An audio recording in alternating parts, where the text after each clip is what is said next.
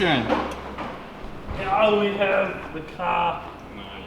Jack, I want you to draw me like one of your French girls. Come on, Mike. As you can see, since you've been on holiday for the last couple of days, the engine's in the car, mate. We've had the block done. We have new CP pistons, thanks to NZ Performance Wholesale. Thank you, Aaron. You saved my ass. So we've gone up a little bit in the compression ratio as well. New toe-made gasket, and then just obviously new fluids and everything going back in. So we are now 3 days before the car needs to leave. Good old Torque Performance there. So hopefully we will have it fired up today, get the rings all bedded in, and then we can drain the oil again, put the new stuff in it, and then turn it up, do some dyno pulls, make sure everything is in tip-top shape. Benn's car over here is also back together and running now. Pretty much an engine conversion on that in a week, which was good. We converted it back to a DET instead of a VET because the other engine was peeled. Poor old Kelly's been trying to sort out all the wiring and stuff like that to convert it back to the old engine, and we've had some maintenance stuff to do on it. We've actually put a Honda part in it. We converted it to Honda HT leads. So now it used to have these like real annoying, like old school V8 style leads that you had to kind of get your 2 fingers down the spark plug tubes and pull them out and guess, and you could never push them on properly. So welded the coil rack to the strut tower because the coil rack was inside the car before on the ECU bracket, which is a no-no. Can't have high voltage and your ECU next to each other, so we decided to move it out, put it on some leads, add in some old style plugs to go with the det head, and so this should be on the dyno as well. So all things going to plan, we should have this car, Kess's car, and the S2000 all ready to go by Wednesday, hopefully. What do you mean lined up? It's a screamer pipe, doesn't it just poke out the bottom? No, up. Yeah. So we're going to play this as rock who cuts the hole in Kess's bonnet. I'll do it, I'll just blame it on someone else. I'll film you doing it.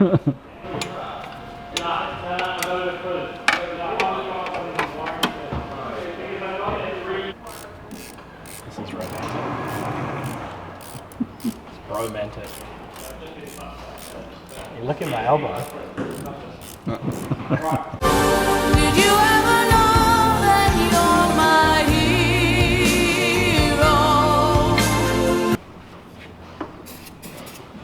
Gotta wash it. That stuff's mean. Get that stuff. You gotta hold it still.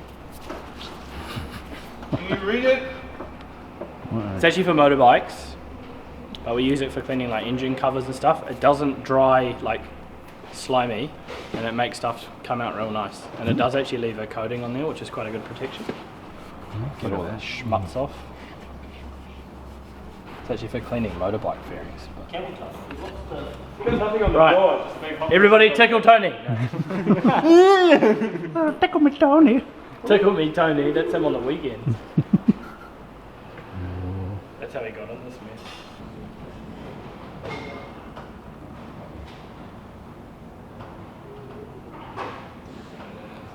Trade secret this. For our race cars, we use Honda Type 2 coolant for everything. Available at TPD. No, it's a really good coolant. It lasts for frickin' ever too. Honda's OEM service interval for that coolant is 100,000 kilometers or 10 years. It's pretty good. The 1990s Honda radiator in half, and you'll find no corrosion on the inner core itself if it's tube open or bar and pipe, and that comes pre-mixed with mineral water, so you never have to fuck around with mixtures or anything like that. Just put it in. Pretty good song. Well, listen to it.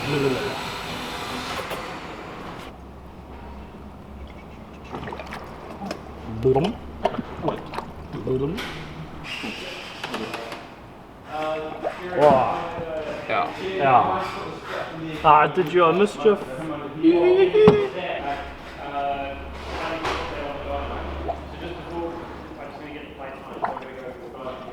The breather mode. What's this do? It allows an extra breather. Most SRs just have the two off the top of the rocker cover. Anything that's kind of getting abused, a lot of on-off throttle, anything like that, we like to put in this T-join that we make, which allows just that little bit of extra crankcase relief, just for a bit of insurance, to be honest. Nothing worse than having too much crankcase pressure. It can do all kinds of weird things. It can push oil up the turbo drain, obviously blow dipsticks out, can fill up your catch can itself if you don't have enough breathing. So yeah, we just like to add another one in for like proper motorsport engines, ones that are getting hooned all the time. It does the trick. It actually works pretty well. Yeah, it's gas. That was gas from my gas sniffing days. Oh. Where's your fire suit, mate? I have no idea how much gas is in here. I haven't checked it with my gas level screwdriver. I can't have cameras around flammable gas. Is that camera tinted? Let's check the line.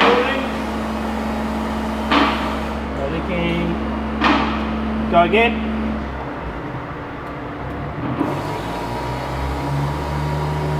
Good sign, I don't smell gas. Alright, need a crank for oil pressure. Oh, you want a jump pad?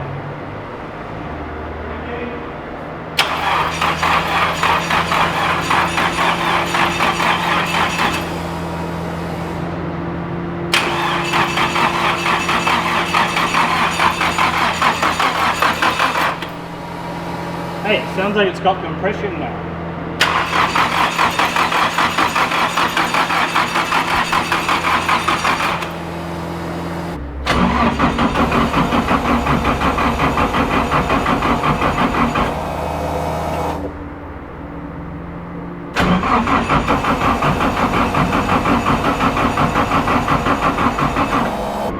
Oh, bueno. What's happening? Or not happening? It's just, the problem is with this car is the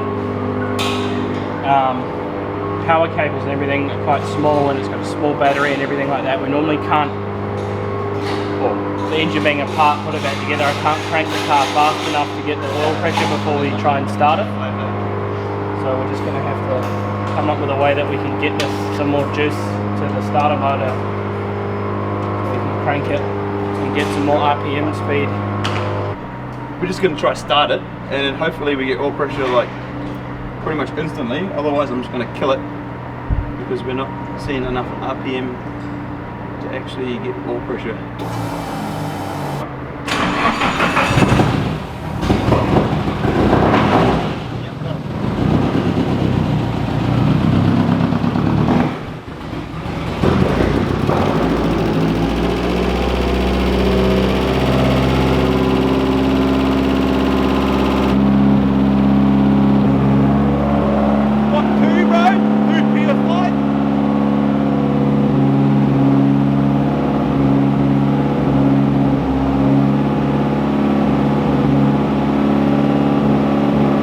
That work?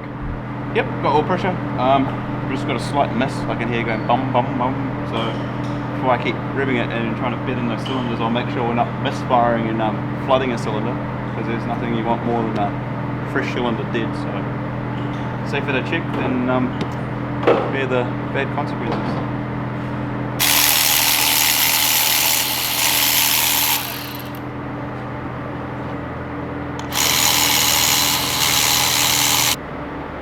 Spark plug seem fine, Jerry.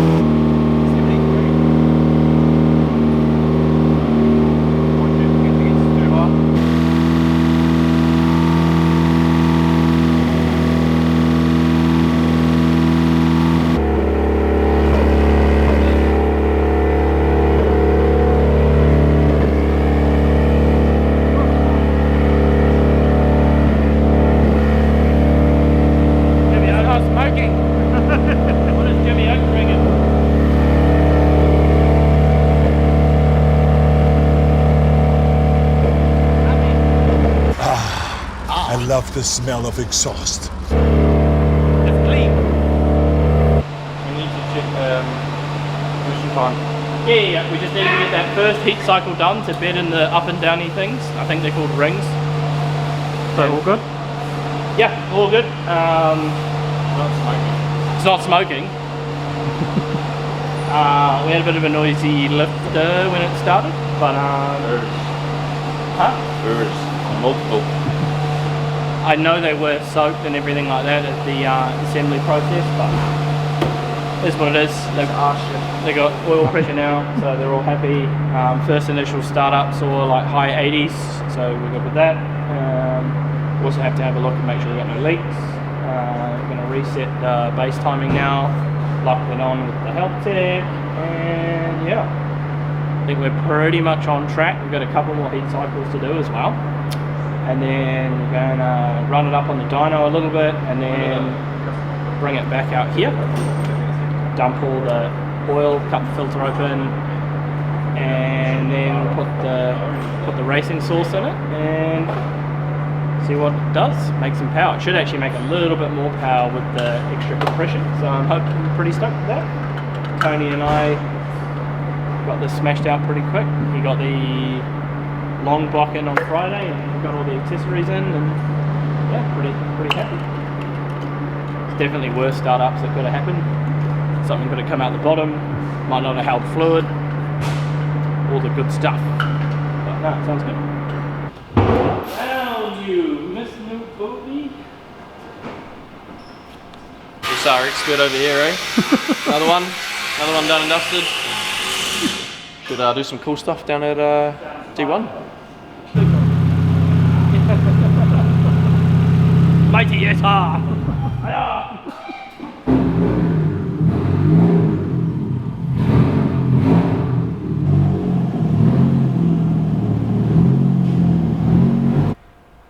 Hello.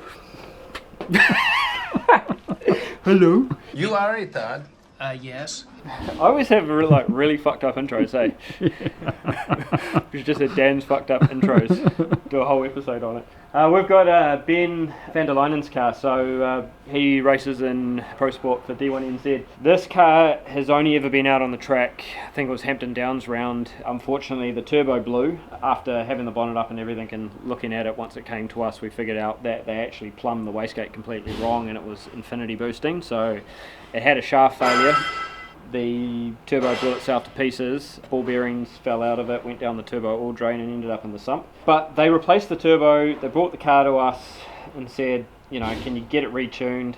We did have a look at the logs on it at Hampton, but there was nothing set up in the data logging, so we had no idea what actually caused it. But once we found out the vacuum lines were wrong, we kind of got on top of it. When it was on the dyno, we did one run and it started making a horrendous noise from the head, so we took the valve cover off and we found out that if anyone's familiar with an SR20 rocker assembly, now this is actually a VE head, so the rocker assembly is kind of like a three-piece and they've got a pin which the centre rocker assembly pivots on, and they have little circlips that hold those pins in. Half the circlips are missing out of those pins, so they all fell out and the valve train basically launched itself. So engine out, upside down, pulled everything apart, checked the bearings. They also put ARP main studs in it and didn't line bore the engine, so all the bearings were all crushed, so that engine ended up in the bin. Ben and his mates quickly got an engine out of his S14 back down in Nelson, got it on a pallet through main freight, got it to us pretty much the next day. So we've just spent the whole time putting it all back into the car. I had to redo all the wiring because the CAS is in a different place. I had to put a different manifold and intake manifold on it because it was a VE head. We've now just gone back to a traditional SR20 S14 block. But yeah, so I guess we'll pop the bonnet and we'll show you some things. Yeah. Did you take? I think I paid for the LDA. Oh, okay, because I was just like, you got the friend down on the paperwork for it. Oh, sorry, just put pay cash. Yeah, sorry. I went upstairs to put it in the bag. And did you fill up the shop card? Gotta do that, man. I think it was filled out, wasn't it? No. No. Andrew always fills it out for me, so Yeah, I know. I'm just not used to it. No, I'm just not used to doing it myself. Well, you gotta start getting used to doing it yourself. I know, I made the rule too, which is annoying. Because I sit there going, did he pay? What the hell's going on?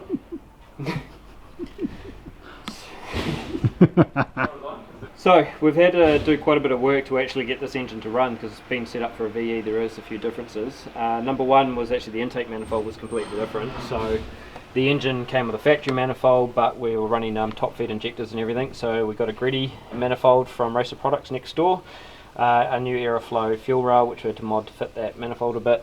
Just had to remount all this because there's some slightly differences in the head. Also had to remodify that and make the pipe a little bit different to fit all the other things. We've added some sensors, we've added knock and fuel pressure. All these lines had to be changed. Turbo drain had to be changed. Put a beanie and wrap the wastegate pipe and give it a bit better undercar cooling. The oil cooler we replaced because the amount of metal that had gone through the other engine, we didn't want to keep using that same oil cooler, so we actually put a bigger one on because that's all there was in stock. That's pretty much it. But yeah, just getting everything adapted. Oh, new clutch as well because the clutch was cooked. So. But it's on the dyno now, going to get a tune out of it. It's still got factory cams. It made 220 kilowatt on, I think, and then what did they say? They made 220 and then the clutch slipped. So it's got a new clutch in it. So I'd say on this with the turbo would probably be around about 250, 260 wheel if I can get a bit more out of it. We are running 50-50 ethanol, so it might be good for another 10 or 20 kilowatts. So we'll see. So let's get into it.